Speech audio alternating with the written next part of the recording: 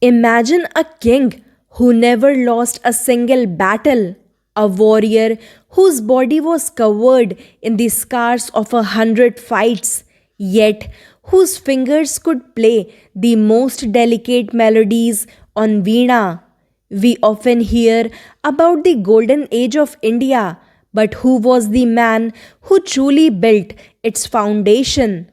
Today on Spashtham, we dive deep into the life of the Indian Napoleon, the legendary Samudragupta.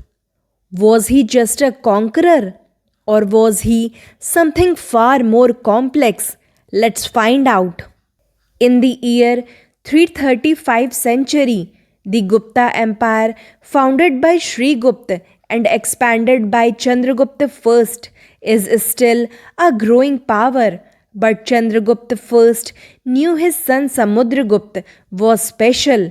Historical records tells us that in a crowded court, Chandragupta I embraced his son and declared him protector of the whole earth.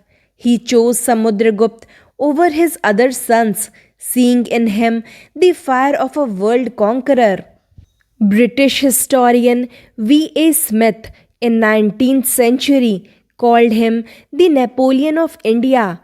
But if you ask me, that's an understatement. Napoleon eventually met his Waterloo, but Samudragupta, he remained undefeated. His military brilliance is immortalized in the Prayag Prashasti, the Allahabad pillar inscription, written by his court poet Hari Sen. This pillar describes a Digvijay, a conquest of all directions. Samudragupta's strategy was genius because it wasn't just killing, it was about geopolitics. In the North Aryavarth, he was ruthless. He uprooted 9 kings, including Achyut and Nagasen, and annexed their lands directly into his empire. In the south Dakshin Path, he marched 3,000 miles, a feat unheard of in the 4th century. He defeated 12 kings, including Mahendra of Koshala and Vishnugupta of Kanchi. But here is the catch. Instead of annexing the south, he practiced Grahan, Moksh, Anugraha. That is, he captured them, released them, and then restated them as territory kings. He knew that governing the south from the north was impossible. This was the mark of a true statesman.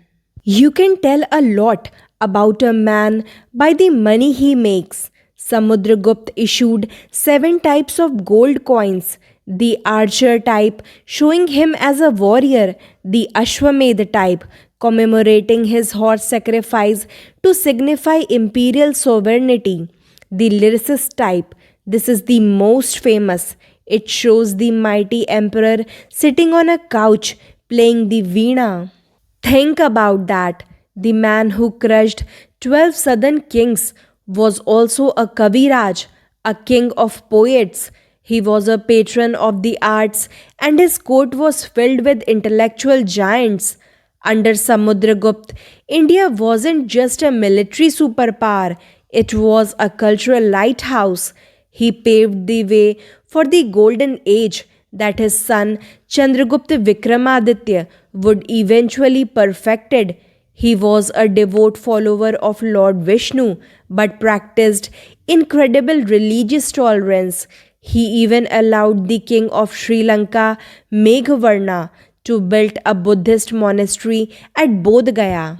Samudragupta died around 375 century, leaving behind an empire that stretched from the Himalayas to the Narmada and from the Brahmaputra to the Yamuna. He wasn't just a conqueror who shed blood, he was a builder who shaped the identity of classical India. He proved that a leader could be as sharp as a sword and as soulful as a poem. So, the next time someone calls him the Napoleon of India, remind them that while Napoleon's empire crumbled, Samudragupta's legacy laid the foundation for Indian culture, arts, and science for centuries to come.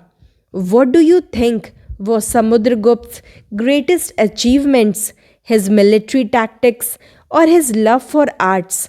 Let us know in the comment section below.